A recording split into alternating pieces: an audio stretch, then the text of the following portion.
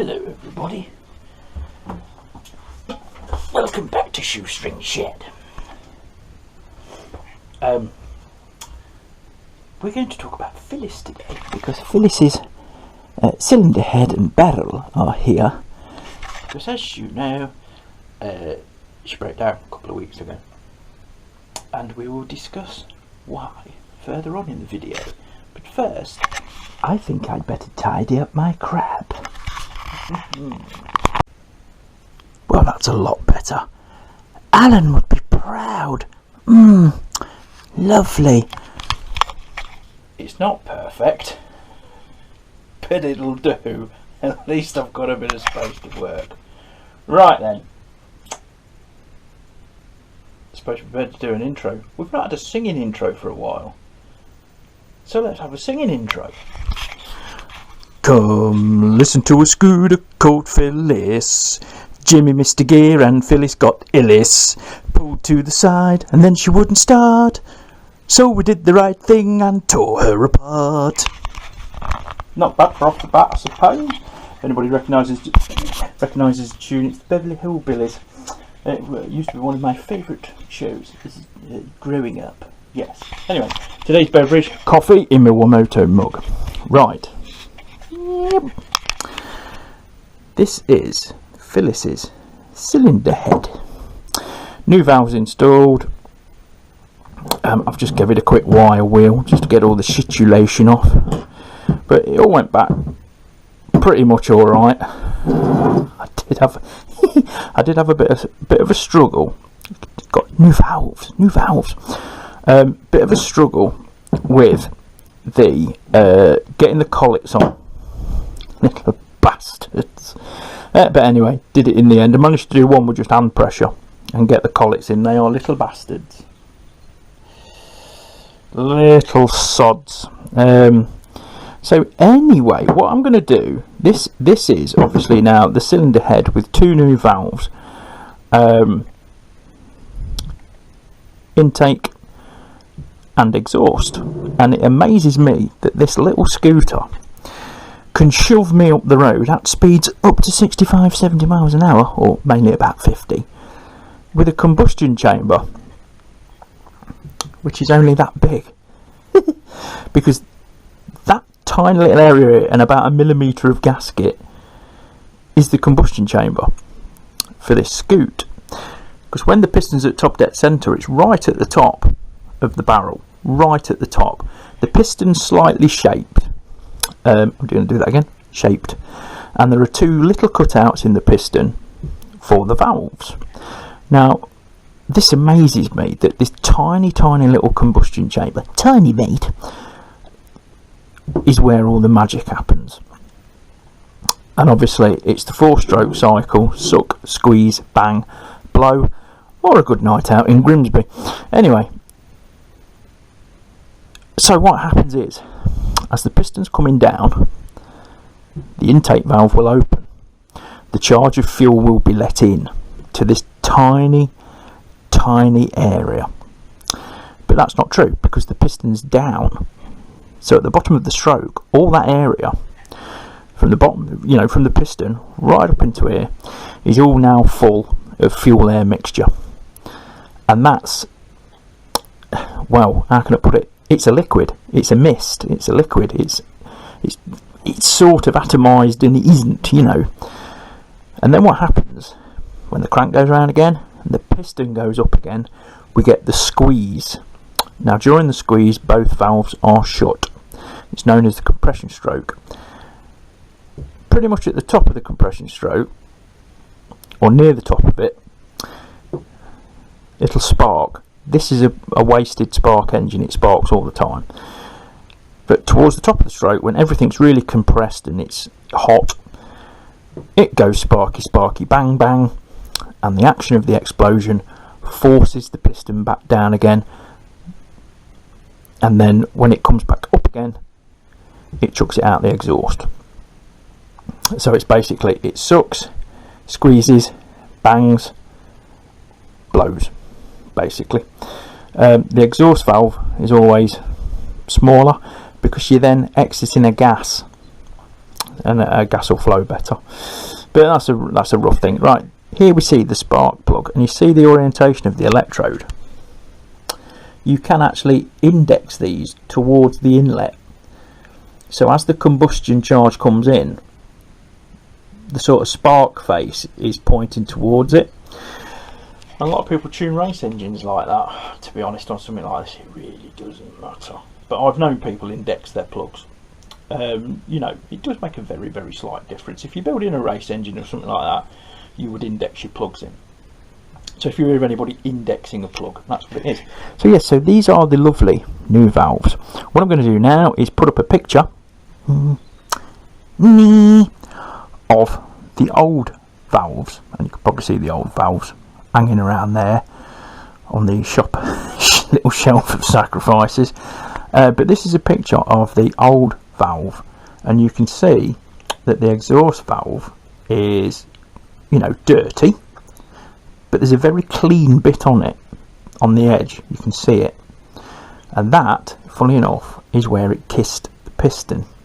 Now, it kissed the piston enough. I don't know whether you'll see it actually, but that is bent, and it was bent enough to stay open very, very slightly. And I've got a little video on that, which I'll tag on to the end of this, which shows this valve, so you can see it where it's kissed the piston. Look, the piston is fine, absolutely fine.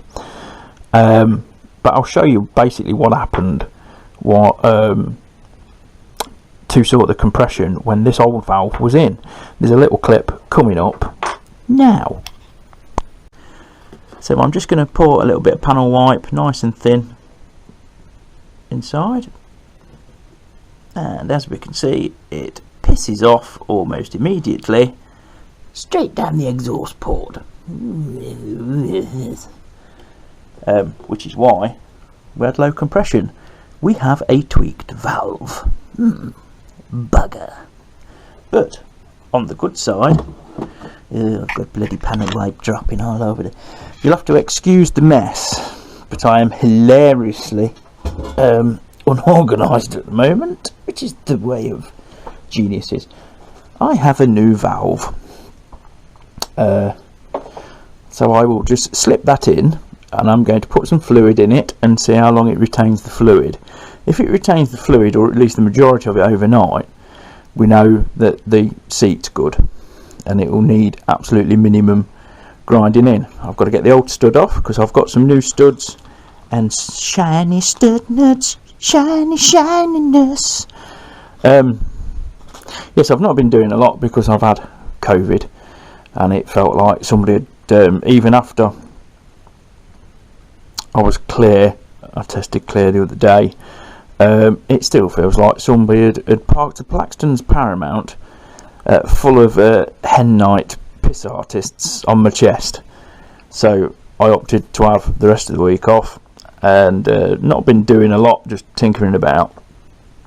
But the good news is the cam on Phyllis, tiny, absolutely perfect, bearing perfect. Everything else was took out really good.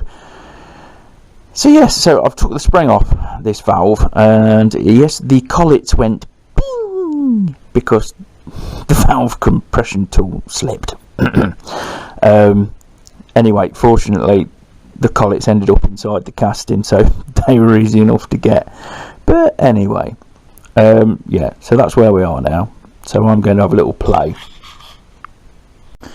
Right, the new valves are in and lapped, and it's holding liquid. Oh yeah. Well, at least we'll have compression. Yes, lovely.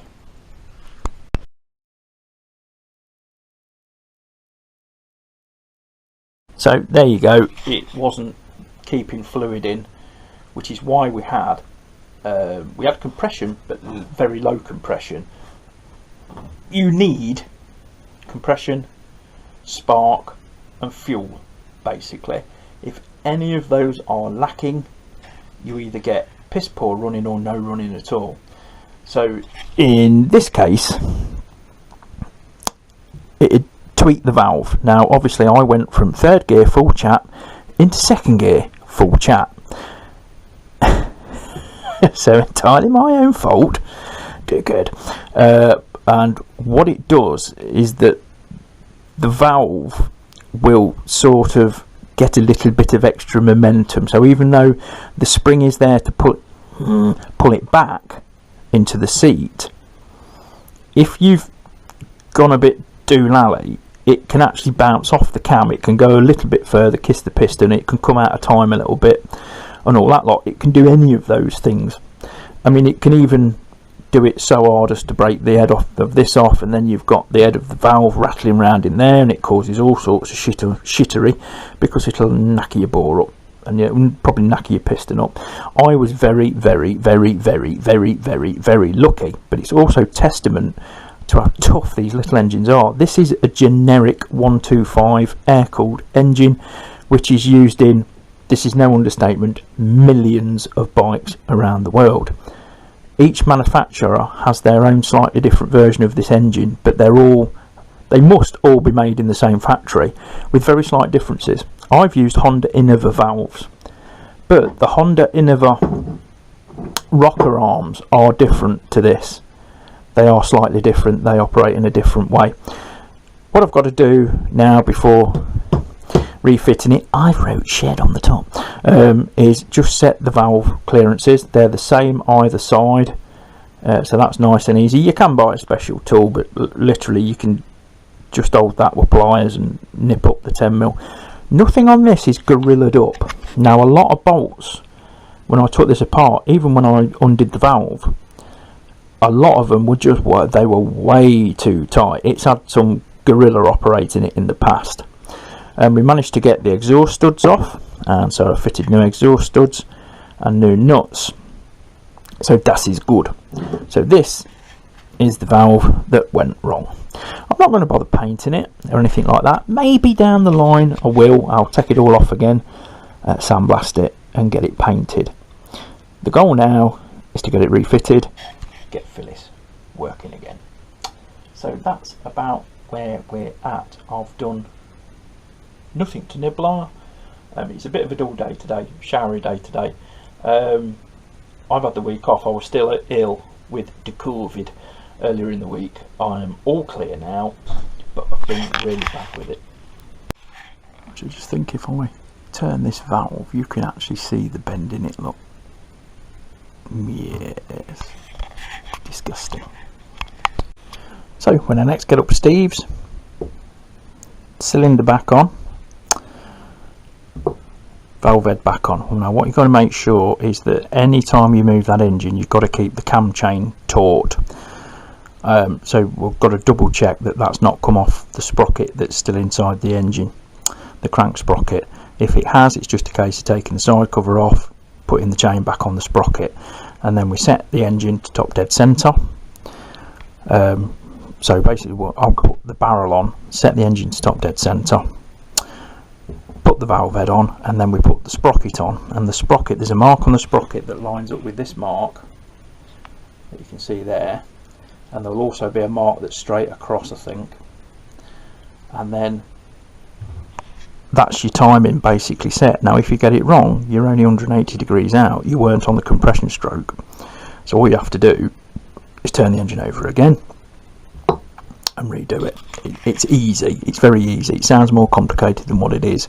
I'm pretty confident even I can do it. So that's it. There's also a little decompression thing that goes in this, just to make starting easier, and it's just like a little inertia flap sort of thing, and as the engine spins it flings it open, and then when it's running it all closes back up again. It's very clever, but I've got to remember how to put that back together. And that's basically it. Phyllis should then start, but when I get up there eventually to do it, I will obviously film it, and we'll film the first attempt to start. She should kick straight off, to be honest, and then we'll have Phyllis back again. And once Phyllis is back and running, I can then start concentrating on Pinky. I've got some more frame paint coming today,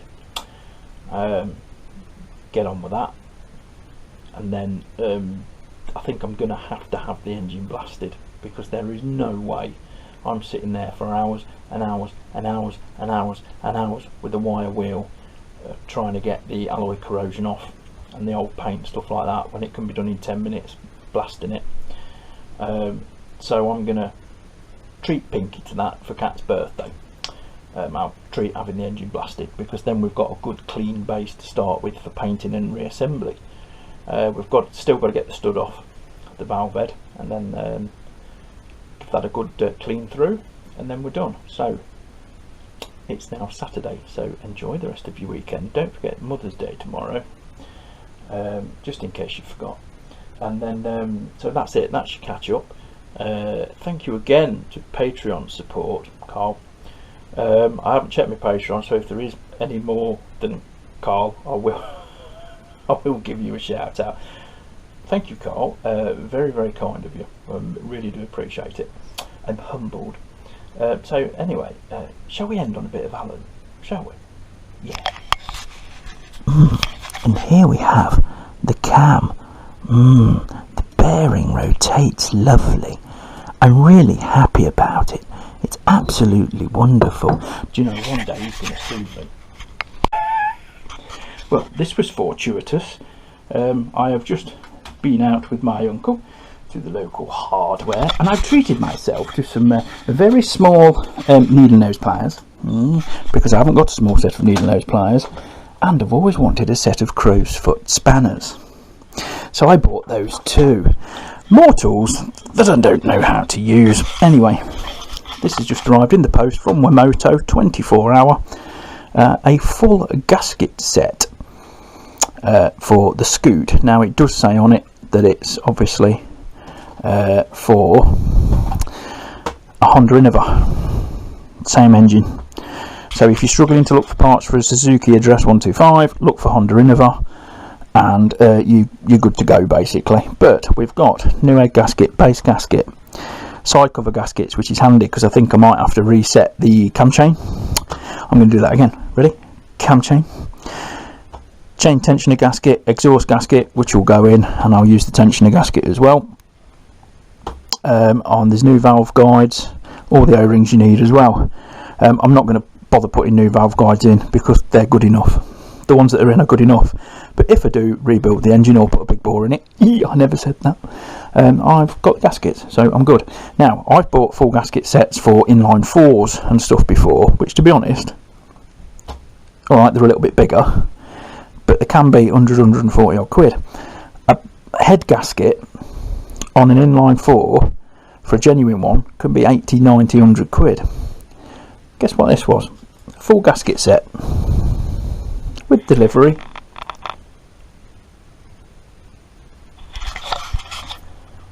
Wemoto does it again. 24-hour delivery. I literally ordered that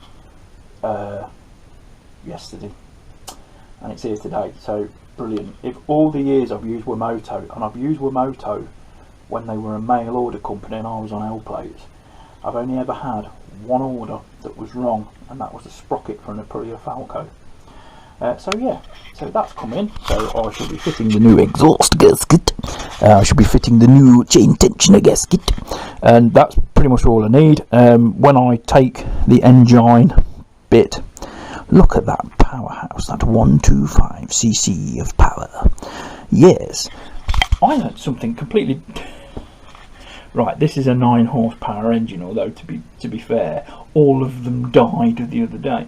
So we've put 9 new horses in, and funnily enough, 1 horse is the equivalent of 15 horsepowers. So by that reckoning, new gaskets, new valves, I reckon we're now up to 40, 50 horsepower on this engine easily. Stick a K&N sticker on it, it's 55 horsepower. So anyway, that's where we're at. I just thought I'd add this little bit on. So enjoy the rest of your weekend.